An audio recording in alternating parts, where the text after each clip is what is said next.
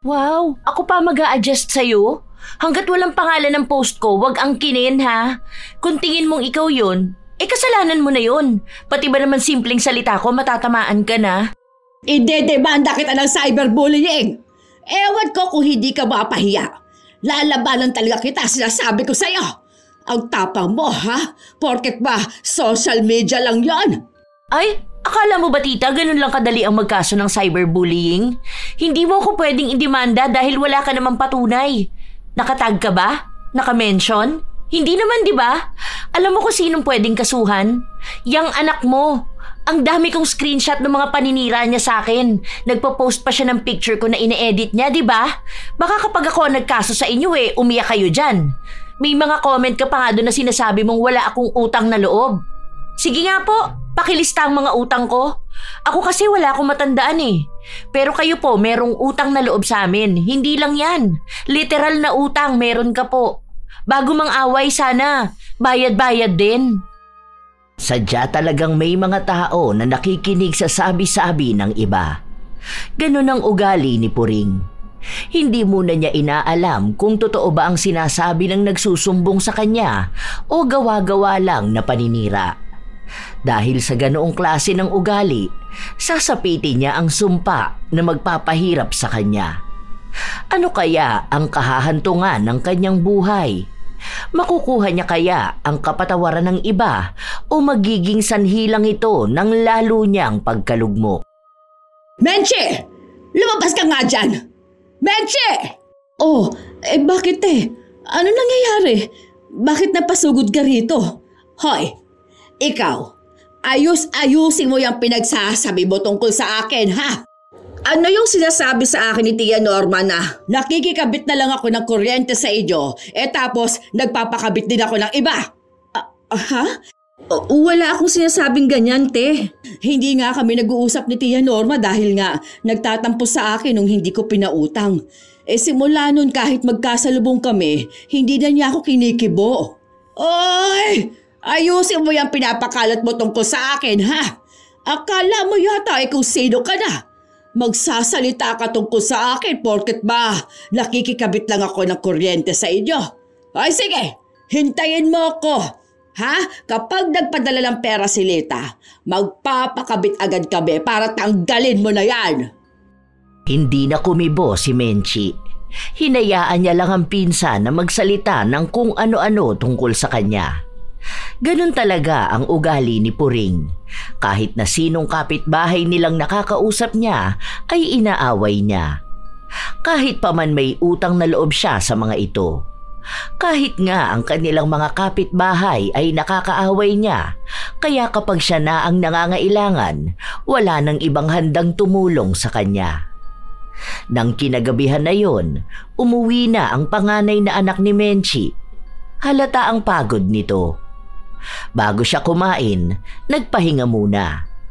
Saka lang nalaman ni Fatima ang pagsugod ng kanyang tiyahin matapos magsabi ang kanyang kapatid. Wala na sanang balak ang ina na magsabi dahil alam niya ang ugali ng kanyang anak. Pero dahil madaldal ang kapatid ni Fatima, lahat ng nangyayari kapag wala siya ay nakakarating din sa kanya. Ang kapal naman ng mukha nun, ma. Bakit ikaw pa ang aawayin niya? Dapat siya ang inaway mo. Sabihin mo nakikikabit na nga lang siya ng kuryente, siya pa ang magyayabang. Tingnan mo, mamayang madaling araw tatanggalan ko yan ng kuryente. Wag na. Hayaan mo na yun si Ate Puring. Ay hindi. Hindi pwede yung hayaan na yan. Tanda-tanda na niya nagpapaniwala pa siya sa mga kwento ng kamag-anak niyang tulad niyang tanga rin. Baka akala niya lahat ng tao kasing bait mo. Wala naman tayong mapapala kapag pinatulan natin sila. Sa mabilis siyang maniwala kapag may nagsasabi sa kanya Ilang taon na yan hindi pa magtanda. Para naman siyang bata na kapag nagsumbong na hindi kabate, hindi niya talaga kabate. Buisit Buti sana kung hindi siya nakikikabit sa atin ng kuryente. Saka totoo naman Tingnan mo mamaya kapag tinanggalan ko yan ng kuryente, mawawalan din yung kapitbahay nila.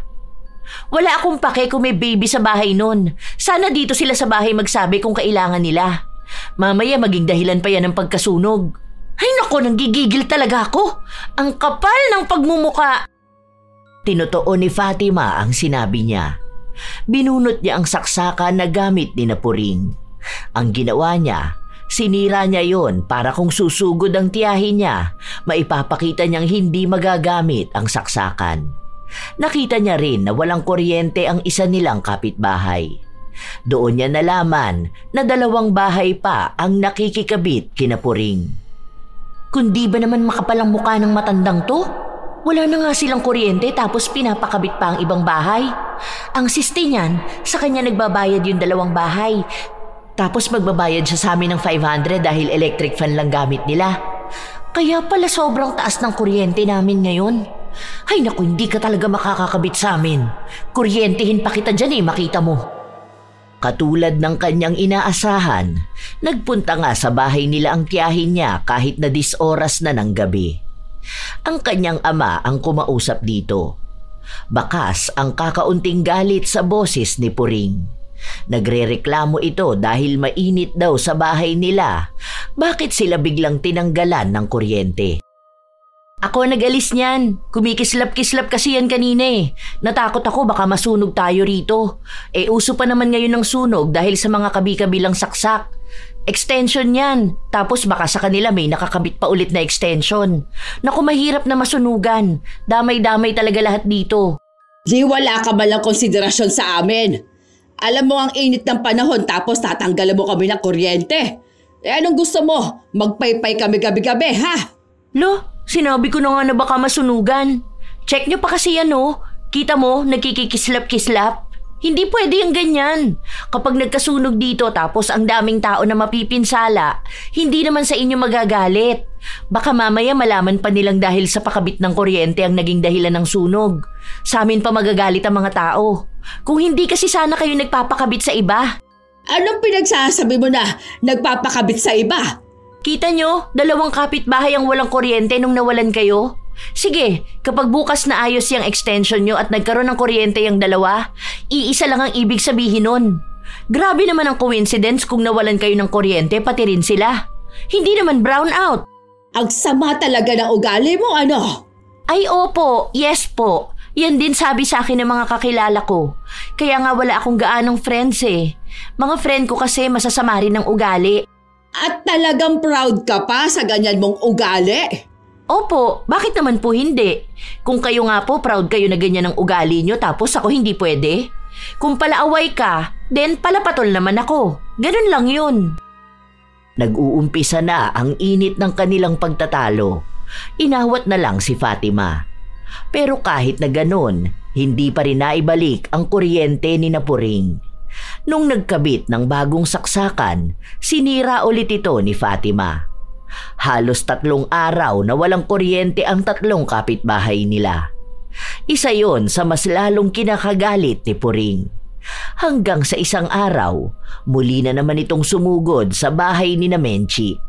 Ang hinahanap naman na nito ay si Fatima. Wala naman dito si Fatima, te. Nasa trabaho niya, bakit?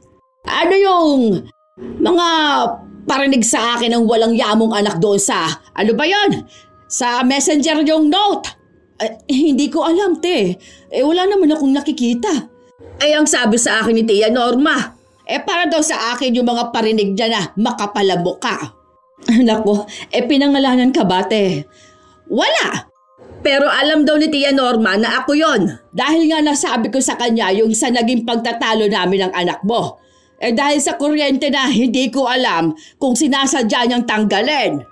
Wala naman palang pangalan, te. Baka naman hindi ikaw yun. Marami yung friends sa Facebook. At pinagtatanggol mo pa yung anak mo. Kaya yan lumalaking sutel dahil kinukonsinti mo ang pagiging masama niyang tao. Hindi naman sa ganun, te. Alam ko naman na maldita si Fatima pero hindi naman siya masamang tao. Magkaiba yun, te. At sa pagiging maldita niya, hindi ko yun hawak dahil ugali na yun ang henerasyon nila. Pero hindi ko pinalaking masamang tao ang anak ko. Para namang hindi ko alam kung anong ugali mayroon niyang anak mo. Ang daming sinasabi sa akin ni Tia Norma, ha? Galit na galit daw palagi ang anak mo na yan.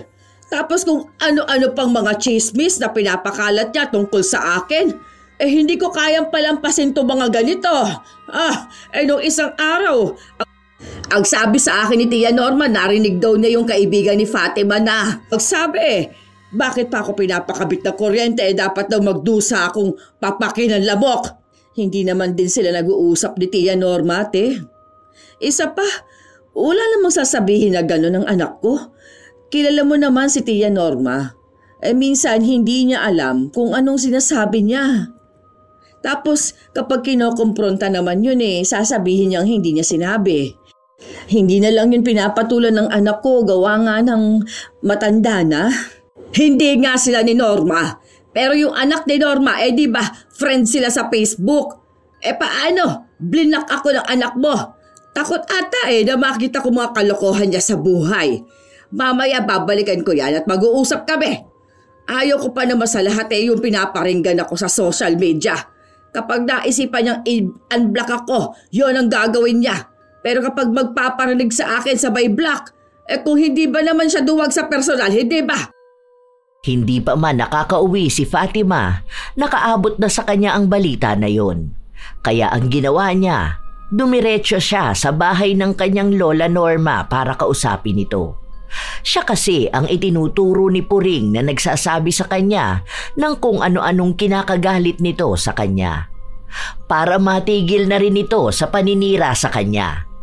Kaso hindi man sila magkasundo, hindi siya pinapatulan ng dalaga. Hanggang sa dumating na lang ang ganitong sandali na napuno na siya. Na kahit na anong pagtitimpi niya, sasabog pa rin ang kanyang galit. Ayusin niyo naman po ang pagkwento dun sa pamangkin niyo. Para naman po hindi niyo siya kilala. Matanda na rin kayo. Sana huwag kayo pa naiimbento. Ayaw niyong nababastos kayo pero kayo naman ang gumagawa ng paraan para bastusin kayo. Daig niyo pa ang bata kung magsumbong kayo ng walang katuturan Ano, hahaba po ba ang buhay niyo kapag naninira kayo ng tao? Magiging masaya ba kayo sa langit kapag alam niyong may nagagalit na tao? Hindi pa kayo magbago kakaunti na nga lang ang ilalabi niyo sa mundo. Di pa puro kabutihan ang ipairal niyo. Kaya naniniwala ako na hindi lahat ng matatanda dapat nire-respeto Respetuhin kung sinong may respeto rin sa iba. Nagpaawa naman ang matanda. Pakunwari na siya ang aping-api para magmukhang napakasama talaga ni Fatima. May paiyak-iyak pa itong nalalaman. Dahil nga sa matanda na siya, iisipin ng mga nakakakita na walang modo si Fatima. Pero ilan naman sa mga kapitbahay nila, alam ang away nila. Iba sa kanila, kampi kay Fatima. Ang iba naman ay naiinis sa kanya dahil hindi siya naaawa sa matanda. Pero para sa dalaga, kung nais ng isang tao na galangin siya, bata man o matanda, dapat ay marunong din siyang gumalang ng iba. Ilang sandali lang din ay dumating si Puring. Sakto at natalo siya sa sugal, kaya ang galit niya ay kay Fatima niya nais na ibaling. Dahil silang dalawa naman talaga ang nagkakainitan simula pa nung una. Nagsumbong si Norma na para bang sinaktan siya ni Fatima at yun ang pinaniwalaan ni Puring. Kung hindi ka nga naman bastos, hindi ba? Sumasagot-sagot ka sa mas nakakatanda sa'yo. Kung ano-ano pang lumalabas dyan sa bibig mo. Palibas hindi ka pinagsasabihan ng mama mo. Hindi ho ako basta sumasagot lang. Pinaglalaban ko lang ang sarili ko. Nasanay siguro kayo sa mama ko na kapag inaaway nyo, siya pa ang magsosorry sa inyo. Hindi ako ang mama ko, ha? Kahit naputulin ko pa koneksyon natin, wala akong pakialam kung ganito lang naman ka-toxic ang angkan nyo. Animal ka talaga! Oh, sige. Subukan mo akong saktan. Magkakademandahan talaga tayo. Huwag niyo ako sinusubukan. Marami ritong nakakakita, Lahat yan sila gagawin kong witness. Mga kaaway mo pa naman yan sila. Hindi yan kakampi sa'yo. Sige, ano? Walang hiya ka! Hindi ka talaga asenso sa buhay dahil sa ganyang pag-uugali mo. Ang mga ganyang klase ng tao sa'yo, ha? Yan ang dapat na sinusunog sa impyerno. Opo, kasi yung mga katulad nyo hindi na pwede sa impyerno. Mahihiya si Satanas sa inyo. Matatanda na po kayo, sana naman kahit ngayon lang gamitin nyo naman ang utak nyo. Hindi yung kung ano lang ang sinabi sa'yo ng tiyahin mo Paniniwalaan mo siya kahit na wala naman kayong pruweba. Baka akala nyo tapos na ako sa ginawa nyo noon sa amin. Kung makaapi kayo sa amin dati, parang hindi kayo lalapit sa amin ngayon para lang magpakabit ng kuryente at tubig. Kung magyayabang kayo sa amin, siguraduhin yung hindi nyo kailangan ng tulong namin. Hoy! Para sabihin ko sa'yo, sa nanay mo ako lumalapit at hindi sa'yo. Isa pa, alam mo kung bakit mas pinagpapala ang anak ko na nasa ibang bansa na ngayon? Dahil mabait yon at hindi katulad niyang pag-uugali mo. Sa lagay na yan may pinag-aralan ka pa, ha? Para saan pang naging magkakamag-anak at iisang lahi kung hindi naman magtutulungan? Wow! Ang galing naman po pala ng anak nyo. Bakit po kaya hindi niya kayo bigyan ng pera pampakabit ng kuryente? Hindi po ba kayo nahihiya na dumadayo pa kayo sa bahay para lang makikabit? Mayaman naman pala ang anak mo eh. Sobrang bait naman po pala po, di ba? Humingi po kayo ng tulong sa kanya, wag po sa amin na tinatawag niyo mga timawa noon. Ikukumpara mo pa ako sa pinsan ko. May anak ka pala sa abroad eh, bakit hindi ka matulungan? Ayusin niyo yung pag-uugali niyo, ha? Bastos na ako kung bastos, pero hindi ako papayag na ulitin yung apihin ng pamilya namin. Akala niyo kung sino kayo? Nang aaway naman kayo kapag hindi nabigyan ng 20 pambili ng kape. Talagang inilabas ni Fatima ang mga hinaing niya. Marami pa yon. Hindi na niya kailangang isa-isahin dahil baka kung ano pang masabi niya sa mga kamag-anak niya. Pero kahit na may sagutan silang ganon, hindi pa rin tumitigil si Puring na humingi ng tulong sa ina ni Fatima. Sa kanila pa rin ito nakikikabit ng kuryente. Minsan pa, sa kanila rin nang hihingi ng pagkain para sa mga apo nitong kasama niya sa bahay. Kung mga bata naman ang usapan, nagbibigay naman si Fatima. Pero sadyang mainit talaga ang dugo niya sa kanilang tiyahin. Isang gabi pa, habang kumakain ng dalaga, mag-isa lang siya dahil anong oras na rin siya nakauwi galing sa trabaho. Pumasok sa loob ng kusina ang kanyang ina. Ma, kailan niyo puputulan ng kuryente yung magaling mong pinsan? Tagal na niyang nakakabit sa atin ah. Huwag ka namang ganyan, anak. Hindi ko pa alam kasi ang sabi sa akin ni Ate Puring na hindi na raw nagpapadala yung anak niya. Si ate mo nga, Lita, dahil nagtalo silang dalawa. Naaawa naman ako at andyan sa bahay nila yung mga apo niya. Naniwala ka naman sa paawa niya sa'yo, ma? Andyan yung anak ni Ate Lita tapos hindi siya bibigyan ng pera? Lagi naman ganyan ang sinasabi niya. Imposible naman yun na walang allowance yung bata. Siya papapayag? Kaya nga hindi niya maibigay doon sa tatay eh. Dahil iniisip niya na baka wala siyang makuhang pera. Sus! Kilala ko yan. Pero nangako nga siya na baka sa susunod na buwan magpapakabit na sila ng kuryente. Huwag mo namang tanggalan kapag madaling araw na. May mga bata sa bahay nila. Ang lamok pa naman ngayon. Tapos uso pa ang dengue. Nakiusap naman sa akin kaya okay na yun. May dagdag naman din silang bayad. Yung 2 kapitbahay na pinapakabit niya, baka naman sa kanya na naman nakakabit yun ha? Solo na naman niya bayad ng kuryente nila tapos tayo ang baon dahil biglang taas ng bill natin. Hindi na sa kanya nakikikabit. Alam ko dyan na kay Kulot. Sinabi na rin nila sa akin. Nagsorry sila kasi ang akala nila ibinibigay din sa akin ni Ate Puring yung binabayad nila. Nahihiya raw kasi silang magsabi sa akin na makikikabit sila. Siya kasi Ate Puring daw ang nag-alok sa kanila. Nako ma, siguraduhin lang nila ha. Dahil kapag ako nainis na naman, pare-parehas na naman silang walang kuryente. Para namang hindi nila ako kilala. Kapag talaga ako tinopak, nako sinasabi ko sa kanila. Huwag ka magtatanim ng sama ng loob sa kanila. Saka magkakamag-anak tayo. Sino ba naman ang magtutulungan, hindi ba? Iisang dugo lang ang nananalaytay sa atin. Minsan talagang darating ang hindi pagkakaunawaan pero hindi naman ibig sabihin nun na makakalimutan na rin natin ang pagiging magkakamag-anak. Ay, kamag-anak niyo pala sila, ma?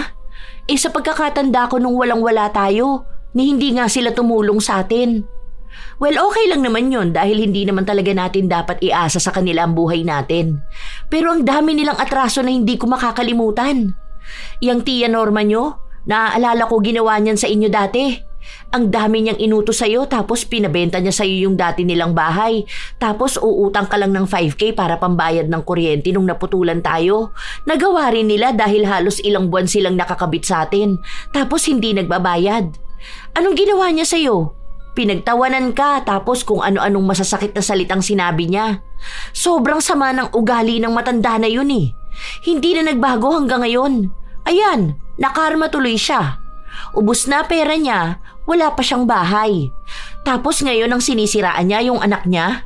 Sinasabi niya na malandi raw dahil nakadalawang asawa na. Tapos puro siya paawa ngayon. Panay hingi ng 20 pambili niya ng kape. Kapag di mo naman binigyan, sisiraan ka sa lahat. Ang lupit pa niya mag-imbento ng kwento. Ito namang pinsan mo, paniwalang paniwala sa kanya. Hay nako, nakaka-stress. Kumalma ka, anak. Mukhang naha-high blood ka na dyan. Huwag mo na kayang kainin yung taba ng baboy. Ay hindi ma, adobo to masarap tong taba. Basta huwag ka na kasi maging sobrang bait sa mga yun. Inaabuso ka nila. Ginagamitan ka ng pagiging magkadugo nyo Noon nga hindi nila tayo matulungan. Anak, noon yun. Kung ano ang nangyari noon, hindi na mangyayari ngayon. Hindi na rin ako papayag, ma. Wala naman silang pwedeng isumbat sa atin dahil wala silang naitulong sa atin Hindi rin ako papaapi sa kanila, no? Subukan lang talaga nila. Matapang na ako ngayon dahil mas may ipagmamalaki na ako. Magtunog na ako mayabang, wala akong pakialam. Kahit na anong sabihin ni Fatima sa kanyang ina para layuan ang mga kamag-anak nila, hindi ito nakikinig sa kanya. Isang lapit lang ng mga ito kay Menchi. Nagbibigay agad siya kapag meron siya. Minsan ay itinatago sa kanyang anak ang pagtulong niya, lalo pat manggagalaiti talaga sa galit si Fatima. Isang araw, wala ang dalaga dahil nasa trabaho ito. Mag-isa lang din si Menchi sa kanilang bahay, kaya nang pumunta si Puring, siya lang ang nakausap nito. Ay sige na, may kalakihan naman tong bahay nyo. Hindi naman pwedeng sumiksik sa bahay yung anak kong yun. Kasi nga magugulo yung mga bata. Baka mahirapan yun sa pag-aaral niya. Nag-review pa naman yun para sa exam nila. Hindi ko pa alam, te. Kailangan ko pang kausapin ang asawa ko at si Fatima. Wala na kasing bukod na kwarto rito sa bahay. Yung isa na yan, lagayan niya ng mga gamit ni Fatima. May collection kasi yan ng K-pop. Tapos yung sa mga drawing niya. Yes! Wala naman palang kwenta yung mga nakalagay sa kwartong yan. Bakit hindi nilang ipaubaya sa anak ko, hindi ba? Pamangkin mo naman yun. Tsaka pinsan naman yun ni Fatima.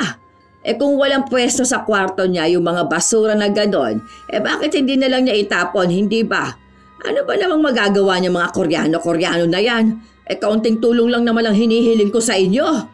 Bakit nga ba dito sa amin mo pinapakiusap ang bunso mo? Di ba nakatira yun doon sa bahay ng ate niya? Yun na nga ang problema Nakaaway ko nga itong anak ko kahapon. Paano? Nangihingi nga ako ng pera, ayaw akong bigyan. Tapos ayun, pinagalitan ko. Pati kapatid niya nadamay na rin. Ewan ko pa sa bata na yun. Alam mo naman ugali nun. Sutil. Katulad niyang si Fatima mo. Kaya silang nagkakasundo noon Bahay naman din to ng lola natin, hindi ba? Baka lang naman na may konsiderasyon kayo sa kamag-anak nyo. Hindi ko pa sigurado, te. Mamaya pag uwi nga ng asawa ko at ni Menchi pag-uusapan namin tong ganito, ha? Hindi ako pwede magdesisyon basta. Maagang umuwi si Fatima matapos niyang malaman ang gustong gawin ni Puring. Alam niya kasi na kapag ina niya ang nagdesisyon, papayag agad ito. Naaawa naman ako kay Arjeline. Mabait na bata pa naman yun. Hindi naman pwedeng puro na lang awa, ma. Para namang hindi mo kilala yung bata na yun. Nakausap ko nga ate niya Hindi naman totoo na basta lang niya pinalaya si Arjeline. Oo nga raw, nagtalo sila ng nanay niya dahil kabibigay niya lang ng pera nang hihingi na naman. Kaya nga niya pinalayas yung kapatid niya. Umuwi raw siya, naabutan niya sa bahay na may kasamang mga lalaki sa bahay nila. Tapos dun pa raw ata nagbibisyo. Minsan daw late na umuwi yun.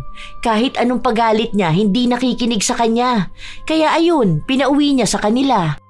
Ang sabi kasi ng tita mo, alam mo namang naaawa ako doon sa bata na yun. Paano kung talagang kailangan niya ng tulong, hindi ba? Sayang naman ang pag-aaral niya. Hindi naman ganun lang yun, ma. Walang mangyayari kung panay na lang awa ang nararamdaman mo sa mga kamag-anak mo. At anong sinasabi niya na bahay naman to ng lola nyo? Sa'yo na to nakapangalan. Saka tayo nagbabayad at nagpagawa nito. Aangkin na naman siya kahit na hindi naman kanya. May sarili naman silang bahay, hindi niya patirahin anak niya. Baka kamo gusto niyang tayo lahat gagasto sa anak niya. Ang galing niya naman. Pero kahit na hindi payag ang dalaga na tumira sa kanila ang kanyang pinsan, mas nanaig pa rin talaga ang awa ng kanyang ina. Ibinigay muna ang kwarto ng kapatid niya at magkasama silang matutulog sa iisang kwarto. Inis na inis si Fatima. Hindi dahil kasama niya ang kapatid niya, kundi may ibang taong tutuloy sa bahay nila. Mabuti sana kung maayos na pinsan ito o kaya ay sadyang nangangailangan ng tulong. Pero ang ina nito ay ang kamag-anak na ilang beses na nanghamak ng pamilya nila. Katulad nga ng inaasahan niya, may kakaibang inaasta si Argeline. Hindi pa nila alam kung may ninanakaw ito, pero madalas kasing nakikita nila na kung ano-ano ang ginagawa nito. Hanggang sa dumating na ang araw na nagbibisyo na ito sa loob ng kanilang bahay. Minsan pa, nagdadala ng mga barkada niya. Dahil doon, kinausap ni Fatima ang kanyang ina. Ngayon mo napuntahan yon, ma. Sabihin mo sa kanya na paaalisin mo na rin yung anak niya rito sa bahay. Kagabi anong oras na ako natulog? Puyat ako kakahintay na umalis yung tropa niyang nasa kwarto niya. Tapos nung isang araw naabutan ko yan nagiinuman sila rito. Ang tamad pa niyan. Hindi naman sa ginagawang katulong pero sana naman matuto siyang sinupi ng pinaggamitan niya. Nung nakaraan kumain siya tapos iniwan lang sa lamesa yung pinagkainan niya. Baka akala niya nasa restaurant siya. Nag-chat na ako kay Ate Puring. Ang sabi niya sandali lang daw. Kakausapin niya ang anak niya. Sinabi ko nga na wala pa rito. Iintayin na lang natin baka tinatawagan na niya. Ilang oras lang din ay pumunta sa bahay nila si Puring kasama ang anak niya. Hindi pa nila alam kung anong nangyayari pero galit na galit si Puring. Halos magwala na siya dahil sa pagbukas niya pa lang ng pinto ay padabog na. Nagulat naman ang mga tao sa loob ng bahay dahil sa ginawa niyang yun. Bakit ka naman nagagalit sino pa namang hindi magagalit? Kung matatuhin ninyo ang anak ko ganun-ganun na lang. Ang kakapal ng mga pagbubuka ninyo. Nakisuyo naman ako na maayos sa inyo Pumayag ka naman na kahit hanggang graduation lang ni Argeline siya magstay rito dahil baka magbigay na ng pampagawa silita ng bahay namin. Kung umasta kayo sa kanya para bang hindi ninyo siya kamag-anak. Ganyan palang pag-uugali ninyo na hindi pa nga kayo nakaka-asenso pero lumalabas ng mga tunay ninyong kulay. Ano bang ginawa namin dyan sa anak mo? Ni hindi nga namin yan kinakanti rito. Kung ano-ano na namang pinagsusumbong mo dyan sa nanay mo, Argeline. Alam mo naman na pinaniniwalaan yan lahat. Kapag sinabi mo dyan na pinapakain ka namin ng tae, malamang maniniwala yan. Parang hindi ginagamit ang utak. Isa ka pa. Ginagawa mong katulong tong anak ko. Baka akala mo nakakuha ka ng labandera mo. Ang tamad mo. Tapos iaasa mo sa ibang tao mga dapat mong gawin. Nakikituloy siya sa inyo dahil nag-aaral siya, hindi para pagsilbihan ng walang hiyang tulad mo. Ay, excuse me. Automatic ang washing machine namin para sabihin ko sa inyo. Nakikigamit yung anak mo ng gamit namin sa bahay. Bakit hindi mo sabihin dyan sa nanay mo, ha, Argeline? Ang kapal ng mukha nyo. Nakikisuyo na nga lang kayo makitira dito, hindi pa makisama. Ayoko na ng kung ano-anong diskusyonan. Lumayas ka rito sa bahay. Kinausap kita ng maayos tapos masama ang ikukwento mo dyan sa nanay mo. Kita mo na. Kung makapagpalayas ka sa anak ko, ikala mo bahay mo to. Matanda ka na nga. Dapat lumilipat ka na ng bahay mo. Dapat ka hindi ka na nakikisiksik sa pamilya mo Ikaw ang bumukod ng bahay. Ano? Wala ka bang pambili ng sarili mong bahay, ha? Ang yabang mo? Wala ka naman palang pera. Hindi rin naman sa'yo to, di ba? Baka akala mo bahay nyo to. Bahay to ng lola nyo na nakapangalan na kay mama. Pinaayos ko tong bahay na to gamit ang pera ko. Kaya manahimik ka na. At yung gamit mong kuryente na galing sa amin, ako rin ang nagbabayad nun. Huwag mo nga akong gamitan yung pagiging kamag-anak na yan. Wala akong kamag-anak na gaya nyo. Galit na galit si Fatima. Maging si Puring ay hindi rin nagpapaawat. Aabot na sana hanggang sa baranggayan. Mabuti na lang at naawat si Fatima. Sadyang palaban ng dalaga dahil hindi rin siya papayag na makakarinig ng pangit na salita. Simula ngayon, hindi na kayo makikikabit ng kuryente sa amin, ha? Total mayabang ka naman, ipakabit mo yan. Isa pa, bawal yan sa batas. Kahit saan tayo makaabot, hindi mo pwede ipananggan na kaya ka nakikikabit ng kuryente sa amin dahil kamag-anak ka namin. Baka hindi mo alam na may multa yan kapag nahuli. Baka pati kami madamay pa dahil sa'yo. Wala akong pakialam sa'yo. Napakasama na ugali mo. Okay lang. Baka itong kasamaan ng ugali ko ang nakuha ko sa dugo natin. Masama ang ugali mo, masama ang ugali ko. Baka yun ang palatandaan na magkamag-anak tayo. At least alam mong totoo nga na magkadugo tayo kasi nananalitay sa dugo natin ang pagiging masama ang ugali. May mga comment ka pa nga doon na sinasabi mong wala akong utang na loob. Sige nga po, pakilista ang mga utang ko. Ako kasi wala akong matandaan eh. Pero kayo po, merong utang na loob sa amin. Hindi lang yan. Literal na utang, meron ka po. Bago mang away sana, bayad-bayad din. Anak, tama na yan. Huwag mong sagot-sagutin ng tita mo. Tumigil ka na, anak, ha? Yan! Pagsabihan mo yung anak mong bastos. Walang moda! Sayang lang ang gastos nung pinag-aaral yan. Tinatawag na edukadang sarili pero ganyan naman ang ugali. Hindi naman ikaw ang nagpaaral sa akin, kaya huwag kang manghinayang. Wala kang gasto sa akin kahit na magkano. Kada salita ni Puring, siya namang sagot ng dalaga. Siya ang nagsasalita para sa kanyang ina. Si Menchi naman ay panay lang ang awat sa kanyang anak. Si Fatima ang pinapatahimik niya, isa rin sa dahilan kaya naiinis ang dalaga. Natigilan na lang sila nung sumali na ang ama ni Fatima. Pinapapasok sa loob ng kanyang kwarto ang dalaga at pinagsabihan si Puring na tumahimik na rin dahil nga nakakahiya sa mga kapitbahay nilang nakakarinig ng pagtatalo nila. Nang gabi rin na yon ay kinuha ni Argeline ang mga gamit niya at naghanap sila ng ibang kamag-anak na pwedeng tuluyan niya. Marami naman silang kamag-anak na nakapalibot sa kanila pero ang iba roon ay nakaaway na ni Puring. Hindi na siya tinutulungan. Sa katunayan ay tanging si Menchi lang ang kamag-anak na kahit awayin niya, nalalapitan niya pa rin. Ilang linggo ang nakalipas, tuluyan ang tinanggalan ng kuryente ni na Menchi si Puring dahil muntikan na silang mahuli sa iligal na pagpapakabit ng kuryente. Dahil doon, nagdamdam si Puring. Kahit na buwan na ang nakalipas, hindi pa rin sila nagpapansinan. Hanggang sa nakikisali na rin ang mga anak ni Puring. Kung ano-ano na ang pinagsasasabi sa pamilya ni Fatima. Ang dami sa social media. Minsan ay pinapangalanan sila pero hindi yun pinapansin ng dalaga. Sige, tag niyo pa ako. Mukha naman kayo mga tanga. Ano tong sinasabi niyo na may utang na loob ako ng baby pa ako? Para namang inalagaan niyo ko eh, lola ko nga ang nag-alaga sa akin nun. Saka wag mo sabihin na malandi ako. Eh ikaw nga to naging kabit muna bago pinakasalan ng kano. Hay, ang toxic ng social media ko. Pati tuloy ako nagiging toxic na. Ano ba naman to?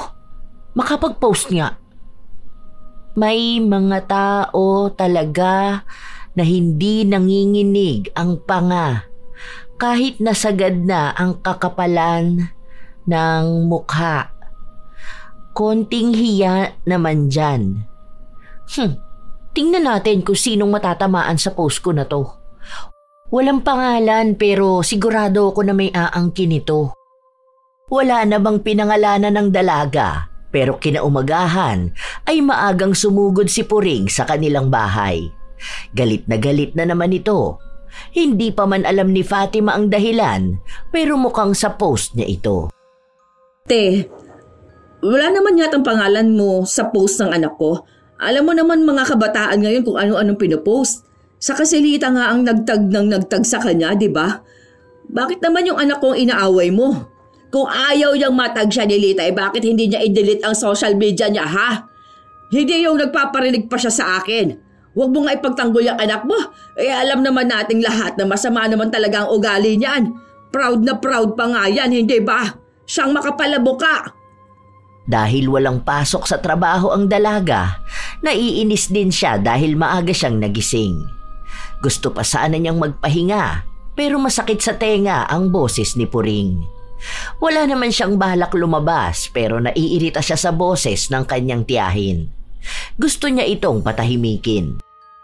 Oh, andyan na naman pala yung hinayupak na yan. Ano? Masaya ka ba sa pagpaparinig mo sa akin, ha? Sobrang dami bang likes ng post mo? Baka gusto mong sumikat lalo kahit na alam mong may taong naaapektuhan. Sige ka pa ng parinig sa akin. Hindi kita pinaparinggan. Nag-post lang ako. Normal na post lang yun eh. Sa kung natamaan ka, hindi ko nakasalanan yun. Sabi nga nila, bato-bato sa langit, ang tamaan guilty. Ikaw ata ang unang tinamaan kasi akala mo lahat ng sasabihin ko tungkol sa'yo. Baka akala mo tita sa'yo lang umiikot ang buhay ko. May paganyan-ganyan ka pa, ha? Burahin mo yan. Sinasabi ko sa'yo, Fatima, magkakaalaman talaga tayo kapag hindi mo binura ang post mo. Wow, ako pa mag-a-adjust sa'yo? Hanggat walang pangalan ng post ko, wag angkinin ha. Kung tingin mong ikaw yun, kasalanan mo na yun. Pati ba naman simpleng salita ko, matatamaan ka na? Idedemanda kita ng cyberbullying. Ewan ko kung hindi ka mapahiya. Lalabanan talaga kita, sinasabi ko sa'yo. Ang tapang mo, ha? Porket ba't social media lang yon? Ay, akala mo ba tita ganun lang kadali ang magkaso ng cyberbullying? Hindi mo ko pwedeng idemanda dahil wala ka namang patunay. Nakatag ka ba? Nakamention? Hindi naman, di ba? Alam mo kung sinong pwedeng kasuhan? Yang anak mo. Ang dami kong screenshot ng mga paninira niya sa akin. Nagpo-post pa siya ng picture ko na inedit niya, di ba? Baka kapag ako ang nagkaso sa inyo umiyak ka dyan. May mga comment ka pa nga doon na sinasabi mo na wala akong utang na loob. Sige nga po, pakilista ang mga utang ko. Ako kasi wala akong matandaan Pero kayo po, merong utang na loob sa amin. Hindi lang yan, literal na utang meron ka po. Bago mang away, sana bayad-bayad din. Ako pa ang pagbabayarin mo. Kulang pa nga yan sa danyo sa nagawa mo sa pagkatao ko. Ang dami mong paninira na sinasabi sa akin. Ay wow, parang ako pa po tita ang nakaagrabyado Hindi ba nang hiram ka sa amin noon ng laptop tapos hindi mo na binalik? Kasi nga sinanla mo dahil walang baon yung mga apo mo? Baka akala mo nakakalimutan ko na yon. Hindi lang yun. Naaalala mo nung ninakawan kami ng tablet? Tapos ang ginawa mo, tinulungan mo yung magnanakaw na ibenta yon. Akala mo hindi namin makikita, no? Ikaw ang tinuro nung nakabili. Hindi ka ba makamove on, ha? Ang tagal-tagal na nun pabalik-balik ka sa issue. Ilang taon na yan? Nagpatawad na nga ako, tita. Isa pa, kahit na matagal na yon, kasalanan mo pa rin yun. Ni hindi ka nga humingi ng tawad sa mga ginagawa mo. Buti nga nagpapatawad pa ako. Hindi matatabunan ng ilang taon ng kasalanan mo. Yun ang isa sa problema sa'yo. Akala mo kapag tapos na, okay na. Aba, dapat lang. Sino ka ba para magtanim ng sama ng loob sa akin? Wala kang karapatan dahil mas matanda pa rin ako sa'yo. Pero dati pa naman po yun. Ngayon, mahirap na ako magpatawad. Hindi na nga dapat kita kinakausap Lalo na hindi na rin naman kamag-anak ang tingin ko sa'yo. Siguro masasabi ng iba na mas malagkit pa rin ang dugo, pero sa akin hindi. Kaya kong mag-cut tie sa mga kamag-anak na toxic at pabigat sa buhay ko. Kaya ikaw ang mag-move on. Tinanggalan ka lang ng kuryente, akala mo inapi ka naman. Responsibilidad mo naman magpakabit ng sarili mo dahil kamo may anak kang nasa ibang bansa. Tama na yan. Baka kung saan na naman umabot ang usapan na to Tepuring naman. Alam kong meron kayong hindi pagkakaunawaan ng anak ko pero sana naman wag mong bigyan ng ibig sabihin yung mga galaw niya. Nung nakaraan nag-post lang siya ng picture ng pagkain tapos sumugod ka rito dahil ang sabi sa'yo ni Tia Norma, iniinggit ka raw ng anak ko. Wala naman nakasulat doon. Post lang mismo ng pagkain. Nung tinanong kita kung sino nagsabi kay Tia Norma, hindi niyo naman masagot. Yun na nga. Kaya nga magbura siya na social media niya. Lahat tanggalin niya. Try mo na lang kayang i-block ang anak ko. Hindi naman pwedeng alisin niya ang social media niya. Kasi doon lang din naman niya nakakausap ang iba niyang kamag-anak sa mga kaibigan. Saka sa panahon ngayon, marami nagagawa ang social media lalo na sa generation nila. Para ano? Para hindi ko makita mga pagpaparinig niya sa akin? Kung gusto niyang wala akong makita, wag siyang mag-post o kaya i-delete niya. Ganun lang naman yung kasimple. Siya nga ang nagpapaka-toxic sa social media. Hindi na lang nagsalita si Menchi. Sanay kasi si Puring na siya ang huling nagsasalita. Kaya kapag may sumagot pa sa sinasabi niya, babawian niya ito ng isa pang salita hanggang sa hindi sila matatapos kung hindi tatahimik ang isa. Magiging malala lang din ang awayan dahil minsan kapag galit na galit talaga si Puring, nakakapanakit siya ng iba. Nang umalis na rin ito, saka naman pinagsabihan ni Menchie ang kanyang anak na bakas pa rin ang gigil sa tiyahin niya. Huwag mo na rin pagpapatulan ng mga yon. Wala ka rin namang mahihita sa kanila kapag inaway mo. Sana, tuwing mga away siya ng walang katuturan, manginig ang panga niya. Nakakainis eh. Para naman madala siya. Sa ilan pang mga araw na nakalipas, hindi pa rin tumitigil ang mga anak ni Puring na siraan ng dalaga sa social media. Hindi naman din kasi umaawat si Puring. Sa halip ay panay din ang kanyang comment ng kung ano-anong paninira. May nakita pa nga ang dalaga na comment niyang kung magiging mayaman man si Puring, si Fatima ang una niyang ipapapatay. Sinabi rin niya na mura lang naman daw ang ibabayad niya para patahimikin ang dalaga. Kahit na alam ni Fatima na hindi yayaman si Puring, nakakatakot pa rin ito lalo na't may pagbabanta sa buhay. Dahil doon, nireport ng dalaga ang comment na yon. Baliw na ata talaga to. Hindi niya alam na maraming tao ang makakakita ng comment na yon. Kahit ilang taon pa yung lumipas, paano kung magkataon na may makahanap nung sinabi niya? Ang lala ng digital footprint niya, may pagbabanta pa sa buhay ko. Kakatakot. Hindi man lang kinikilabutan sa mga pinagsasasabi niya online. Ang dali lang ma-screenshot nun. Kapag nagkaroon ng kaso, iiyak-iyak naman dahil walang pambayad sa abogado. Makikiusap tapos dadaanin na naman sa magkamag-anak, dapat hindi nagkakasiraan. Pero siya naman tong mapanira na tao. Napapailing na lang ang dalaga sa ginagawa ng kanyang tiyahin. Ang buong akala niya ay wala nang dahilan si Puring para sugurin siya at awayin dahil hindi na siya nagpapapatol sa social media. Pero mukhang maraming paraan si Puring para makahanap ng pag-aawayan nilang dalawa. Kinabukasan, pag-uwi ng dalaga, halata ang pagod sa kanyang muka pero naabutan niya ang kanyang tiyahin na nag-aabang sa bahay nila. Mukhang galit na naman ito.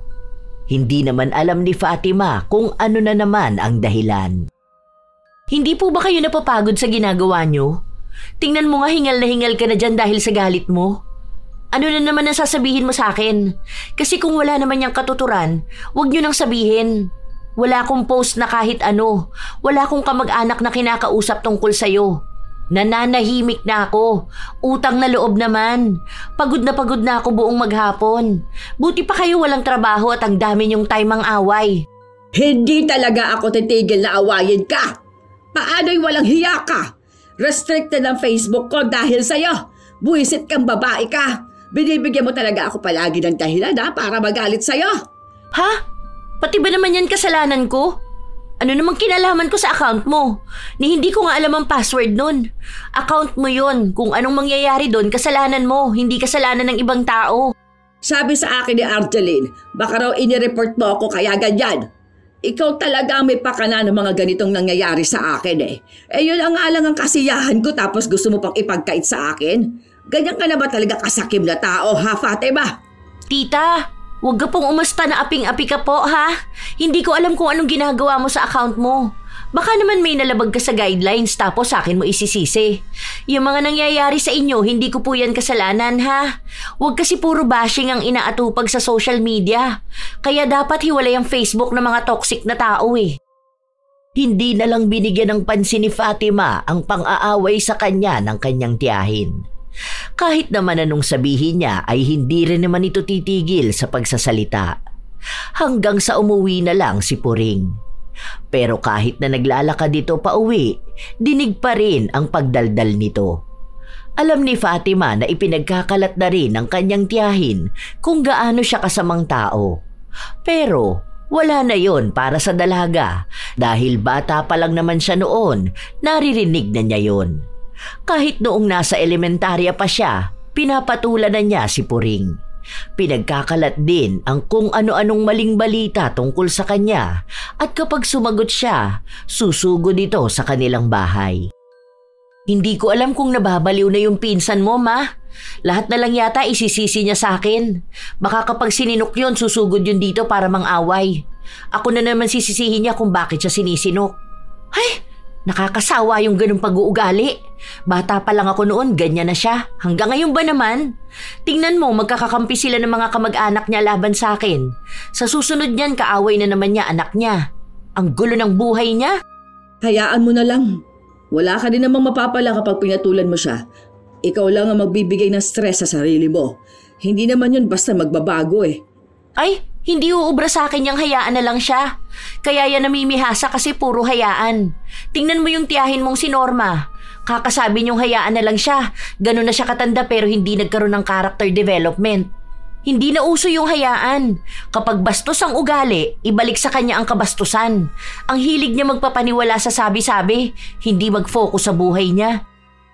Kahit na ilang buwan na ang nakalipas, hindi pa rin sila nagkakaayos. Hanggang sa isang araw, nabalitaan na lang ng dalaga na naospital si Puring. Nanghihingi raw ito ng tulong sa kanila dahil walang pambayad sa pribadong ospital na pinuntahan niya. Hindi raw nagpadala ang anak niyang nasa ibang bansa dahil kaaway daw nun ang isa pa niyang anak na kinakampihan ni Puring. Ngayon, sila-sila ng pamilya ang nagkakagulo. Wala namang ibang malalapitan si Puring kundi ang pinsan niyang si Menchi. Si Menchi naman ay nagpaabot ng tulong. Kaya nang malaman nito ni Fatima ay naiinis na naman ang dalaga. Hayaan mo na anak. Wala naman siyang ibang malalapitan. Saka alam mo naman ako, basta't may lalapit sa akin hanggat kaya ko namang makatulong, itutulong ako. Ayan na naman tayo sa hayaan na eh. Tingnan nyo, hindi ako magkakamali na sa susunod na linggo, susugod yan dito sa bahay dahil may narinig na naman siyang chismis na ako raw ang nagsabi. Tingnan natin. Kilala ko na yan. Hindi niya kayang mabuhay nang hindi siya nagagalit. Tama nga si Fatima. Dahil maaga pa lang nasa bahay na nila si Puring. Galit na galit ito at kapansin-pansin na nanginginig ang panga nito kapag nagsasalita. Wala na sanang balak ang dalaga na pansinin ito dahil gusto na niyang ilapat ang likod niya sa higaan para kahit na paano ay makapagpahinga. Pero maraming lakas ang kanyang tiyahin para magsimula ng gulo. Hindi ka na talaga naawa sa akin, ano? Inaano na naman ba kita? Ano yung sinasabi ni Tia Norma na ipinagkakalat mo sa lahat na nakakarma na ako? Sinabi niya yun? Sige, ako ang kakausap sa matanda na yon. Buisit na yan. Lahat na lang ako may kasalanan. Hindi ko na nga kayo pinagkakausap eh. Sa bagay, totoo rin naman siguro. Kaya nanginginig yung panga mo dahil wala kang ibang ginawa kundi ang mang-away. Diba, ma? Sabi ko sa'yo susugod yan dito sa bahay dahil may nabalitaan na naman yan na hindi totoo. Hindi ka ba nananawa, tita? Na nagagalit ka sa mga kwento lang naman sa'yo? Alangan namang ikaw ang paniwalaan ko, di ba? Tingin mo ba, sasabihin nila yan kung hindi totoo? Ano akala mo sa mga taong nakakausap ko, ha? Malamang. Kaya nga nagsasabi sa'yo yung tiyahin mo dahil kapag may binalita siya sa'yo, bibigyan mo siya ng pangkape. Kawawa nga kayong dalawa sa totoo lang eh. Siya kailangan magsinungaling dahil kahit gano'n na siya katanda, walang nangyari sa buhay niya. Tapos ikaw, nagpapapaniwala sa mga walang katuturan na bagay. Kung aawayin mo lang ako, tama na. Dahil wala ako sa mood ngayon. Masakit ang ulo ko. Habang tumatagal, mas lalong lumalala ang panginginig ng panga ni Puring. Dahil sa nangyayari sa kanya ay bibihira lang siyang makapagsalita. Minsan pa nga na may nakaaway siyang kapitbahay nila dahil lang sa narinig niya ang tungkol sa nakikikabit ng tubig. Dahil sa inis ng kasagutan niya, sinabihan siyang parang adik kung magsalita. Parang may nginunguya kahit na wala naman. Dahil sa pagpapatuloy niyang mang-away ng mga tao, wala na ring nagpakabit sa kanya ng tubig. Wala namang tutulong din sa kanya na mag-igib dahil masyado pang bata ang mga apo na kasama niya. Matanda na rin naman ang asawa niya para magbuhat-buhat. Dahil doon, Iisang tao na naman ang naging takbuhan niya. Sige na. Kahit mga 1 buwan lang. Alam mo naman na mahirap ang walang tubig sa bahay, di ba? Hindi ako makakakilos na maayos. Kung mag-iigib naman ako, hindi ka ba naaawat? Matanda na ako.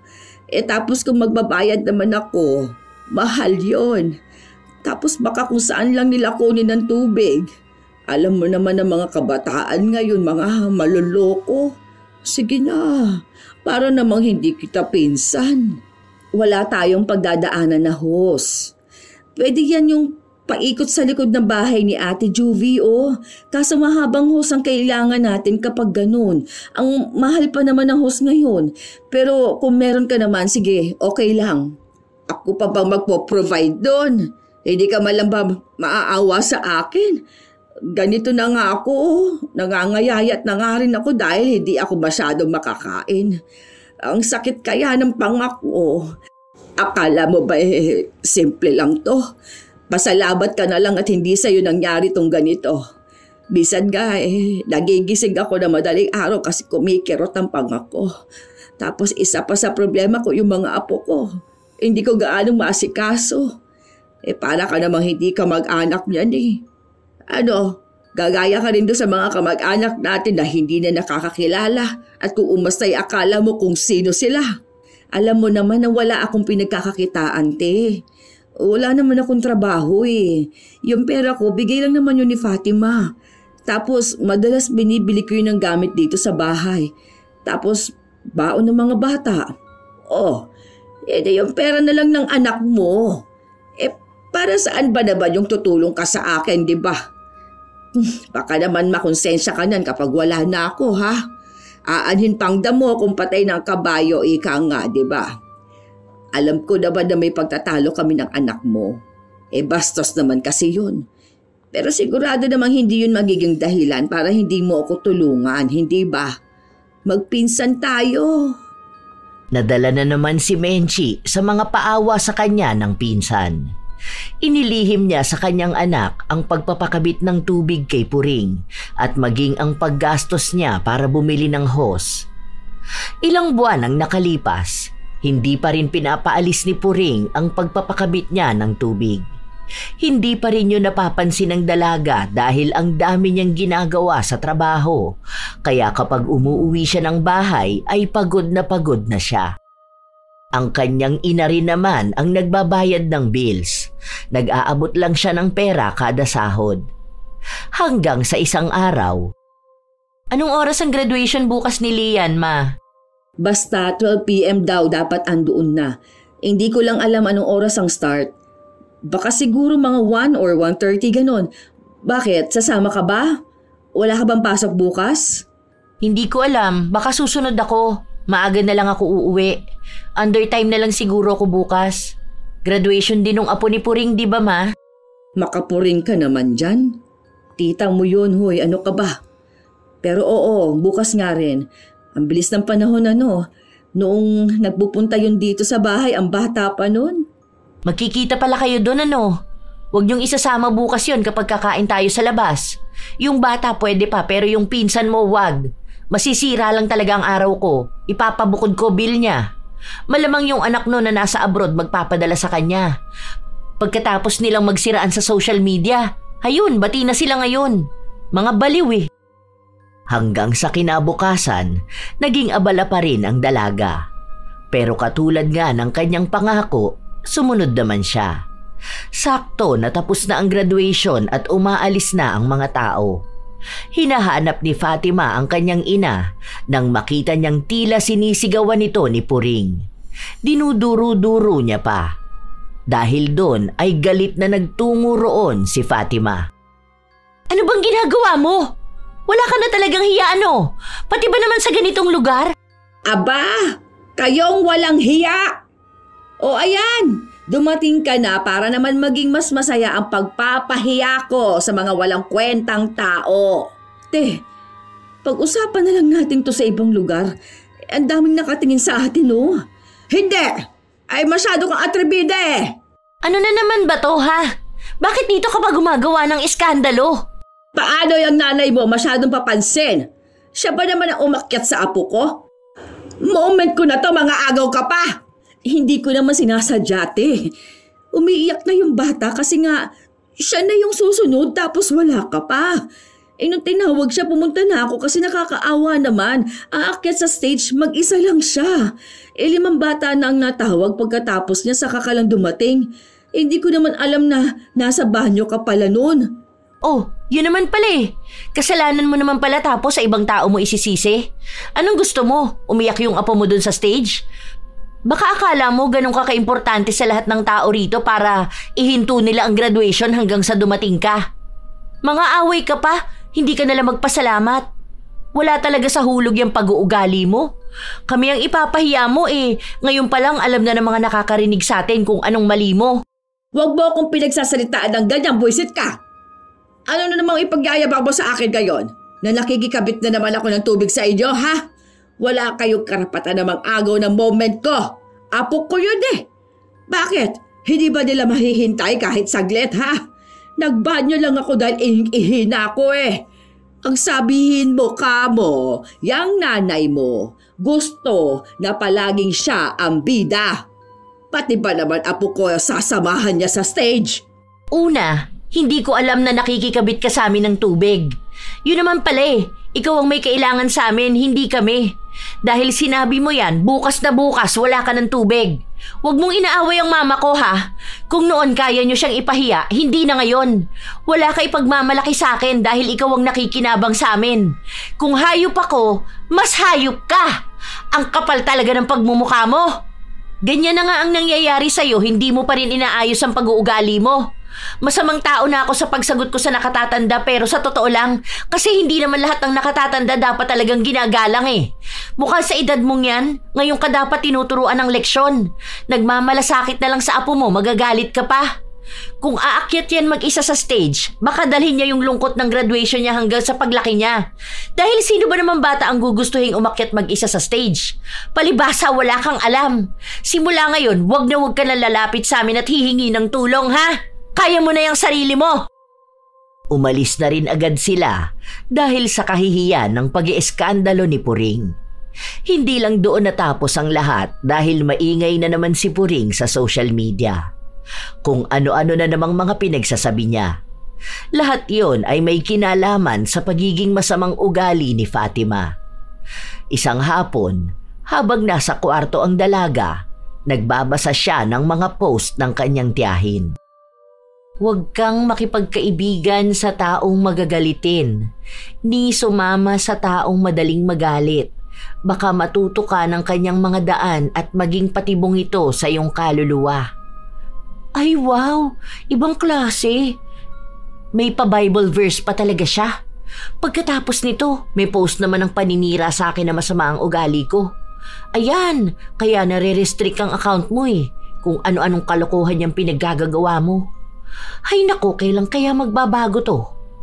O ang tanong, kung magbabago pa ba siya? Hinayaan na lang ng dalaga ang kanyang tiyahin na magwala sa social media. Hanggang sa nabalitaan niya na nahack raw ang account nito. At sa inaasahan nga niya, sa kanya na naman isinisi. Pinagbibintangan na siya ang gumawa nun. Natatawa na lang ako kay tita. Ano ba naman yan? Sa akin pa talaga sinisi. Malamang kung ano-anong pinakiklik niya. Account niya yun. Malamang siya lang nakakaalam ng ginagawa niya doon. Mukha ba akong hacker? Ni wala nga akong gaanong alam sa technologies na yan. Sarili ko ngang account, minsan hirap pa akong i-access.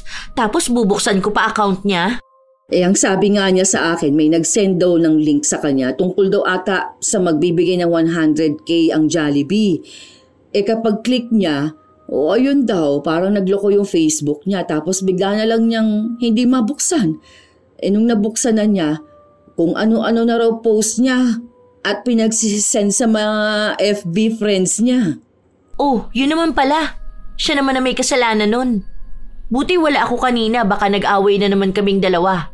Diba? Sabi na ang bilis niya magpapaniwala sa mga nakikita at naririnig niya eh. Kaya kapag sinabi sa kanyang magbibigay ng 100k si SpongeBob, maniniwala talaga siya.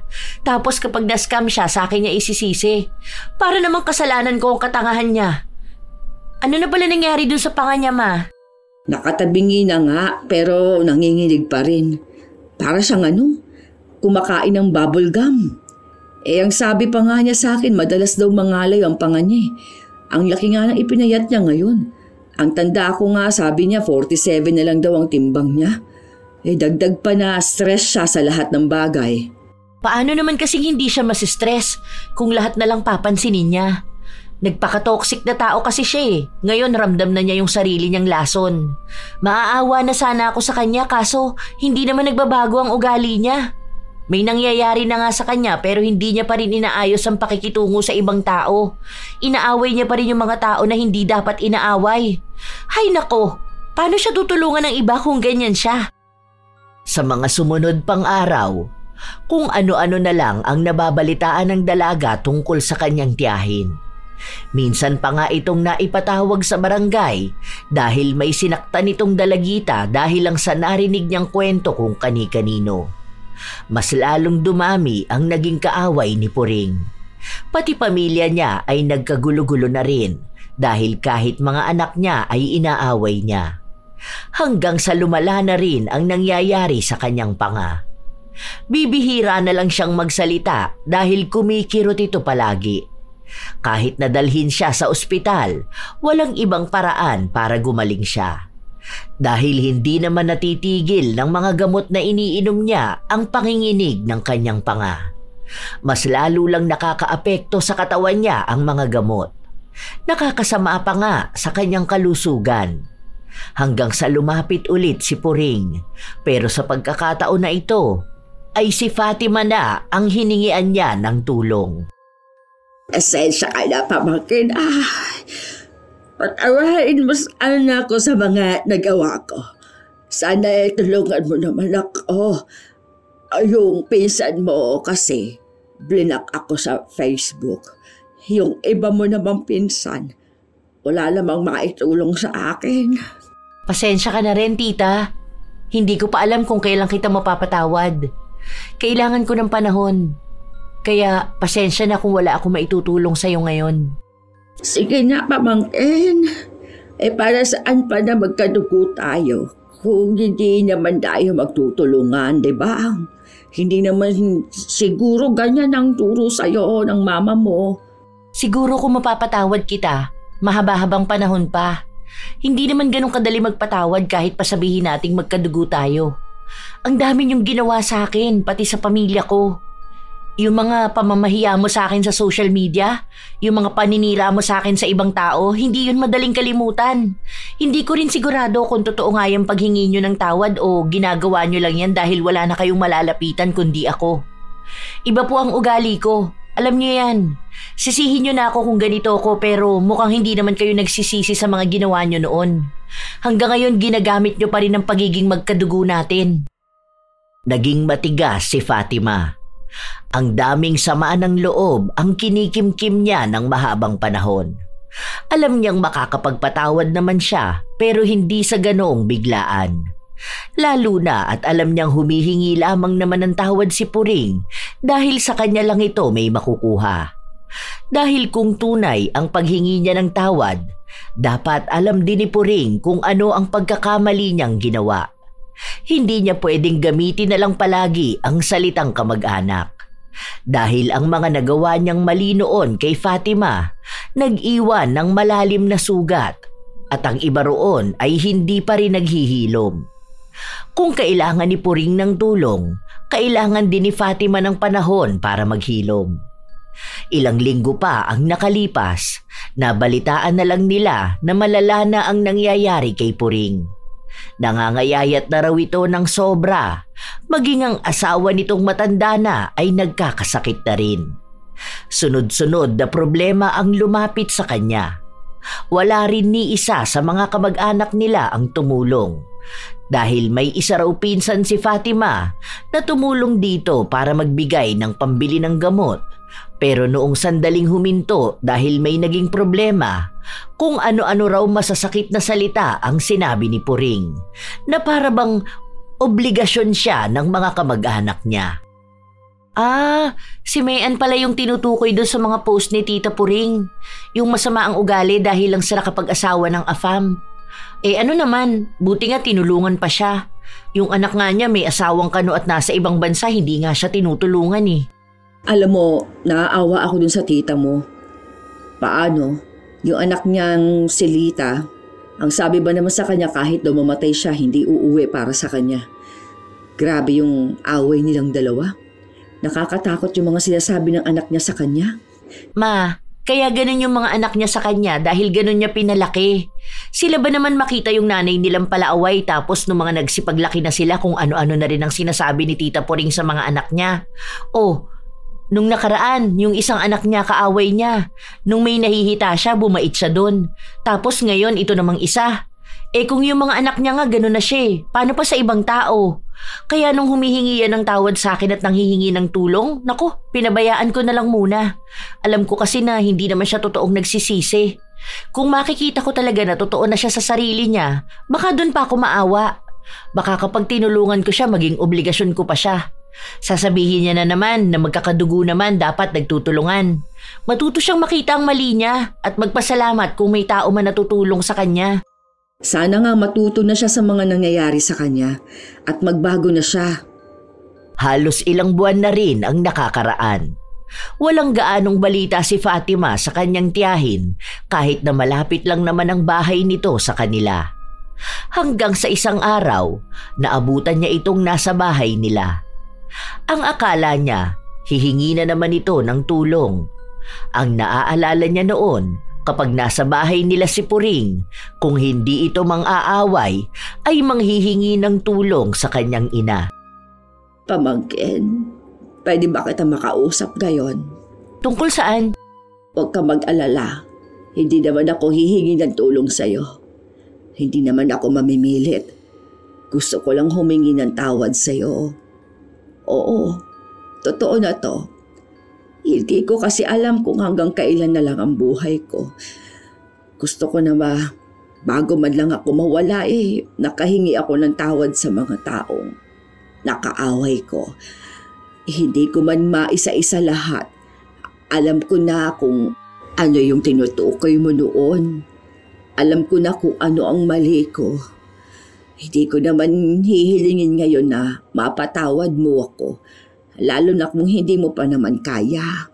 Pero sana dumating ang araw na mapatawad mo rin ako sa mga nagawa ko sa iyo at sa pamilya mo.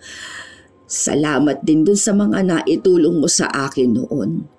Tama ka na hindi lahat ng bagay ay madadaan ko sa pakikipag-away.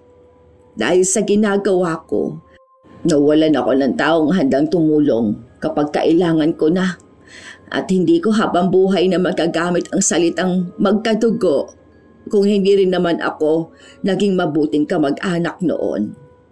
Hindi nagbigay ng tugon si Fatima dahil hindi niya alam kung anong sasabihin niya. Hanggang sa paglipas pa ng ilang mga araw, nalaman ng dalaga na inisa-isa ni Puring na hingan ng tawad ang mga taong nagawa niya ng mali. Bukal na sa kanyang kalooban ng paghingi niya ng tawad. Walang pangungonsensya. Hindi rin siya namimilit na tulungan siya. May iba na nagpatawad sa kanya, meron namang mga taong hindi pa handa. Naging malaki rin ang pagbabago ng ugali ni Puring. Minsan kasi may mga tao pa ring nagbabalita sa kanya ng kung ano-ano katulad na lang ni Norma. Tila ba sinusubok ang kanyang pagbabago, pero mas lalo niyang pinatunayan na hindi na siya babalik sa dati niyang pag-uugali. Dahil doon, tumulong na rin sa kanya si Fatima. Sa paglipas ng mga buwan ng pagbabago ni Puring, tila ba may nagbabago na rin sa kanyang kalagayan. Lumulusog na ulit siya, pero hindi pa rin natatanggal ang panginginig ng kanyang panga. Mahina lang naman ito kumpara noon na sumasakit at nangangalay. Tila ba nasanay na rin siya. Sa mga sumunod pang buwan, nagkaroon ng pagkakakitaan si Puring dahil na rin sa tulong ng kanyang mga anak. Nakasundo na niya ang mga ito at hindi na siya tulad noon na pinag-aaway ang mga ito para lang magkaroon siya ng pera. Dahil kumikita na siya, hindi na siya umaasa sa ibang tao. Isang gabi, nagpunta si Fatima sa pwesto niya kung saan siya nagbebenta ng barbecue. Pwede bang utang tong isaw, tita? Pwede naman, kunin mo na yan ng walang bayad. Tapos, kapag nag-away tayo, isusumbat ko na lang sa'yo, ha? Grabe, tita. Kung isusumbat mo naman pala sa akin, dadamihan ko na kukunin ko. Sige, para maraming sumbat. Pero ang galing nito, tita. Ang lakas ng benta nyo rito. Mukhang patok sa mga tao, ah. Yung mga kaaway mo nun, suki mo na ngayon. Ay, oo nga. Lahat yan nag-aabang. Kahapon ngay wala akong tinda, ang daming nagtatanong. Tapos nagsasabing maghihintay sila bukas kapag meron na ulit. Pero 'di ba? At least may mga kaibigan ka na rin.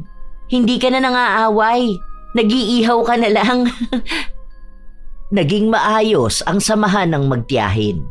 Hindi lang naman si Puring ang humingi ng tawad dahil maging si Fatima ay humingi ng tawad sa inasta niya noon.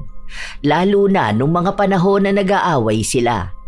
Alam kasi ng dalaga na may mga nakakasakit din siyang salita dahil mas pinangunahan siya ng kanyang galit. Dahil doon, naging maayos din ang lahat sa kanila. Kapag may kailangan ng tulong, may nagbibigay ng tulong. Walang galit, walang panunumbat, walang awayan. Habang si Puring ay nagbago, si Norma naman ay ganun pa rin. Kahit na tumanda na siya, kung ano-anong maling balita pa rin ang kanyang sinasabi. Mabuti na lang at hindi na nagpapapaniwala si Puring. Hindi naman alam ni Fatima kung magbabago pa ang kanilang lola. Pero alam niyang baka dumating na rin ang leksyon nito na magiging dahilan para mapagtanto niyang mali ang manira ng ibang tao. Sadya talagang may mga taong madaling maniwala sa sabi-sabi ng iba. Kahit walang sapat na ebidensya o malinaw na dahilan, basta may narinig silang kwento, agad nilang pinaniniwalaan. Minsan pa nga'y dinadagdagan para mas lalong lumaki ang gulo. Sa halip na alamin muna ang totoo, inuuna nila ang paghusga, ang magalit at ang pagpapakalat ng maling akala. Ang ganitong ugali ay madalas nakikita sa mga taong palaaway o mapag-init ng ulo. Walang pag-unawa, hindi handang pakinggan ang dalawang panig dahil mas pinaniniwalaan ang unang tao na magsasabi sa kanila at aawayin bigla ang nasa kwento. Handa silang makipag-away sa kahit na sino, maging sa mga taong hinihingian naman nila ng tulong. Tandaan na ang pagiging palaaway ay hindi senyales ng pagiging malakas. Ito ay senyales ng kakulangan ng karunungan at tiwala sa sarili at sa ibang tao.